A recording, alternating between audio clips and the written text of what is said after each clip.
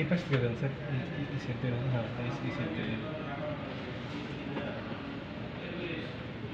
Abdullah sir কাছ থেকে 500 টাকা নিলেন স্যার, আজকে কালকে 1 তারিখ হলো, স্যার নাকি জানে না। আব্দুল্লাহ স্যার কাছ থেকে 500 টাকা নেওয়া হইল, কি জানা বুঝতে পারতেছে আব্দুল্লাহ স্যার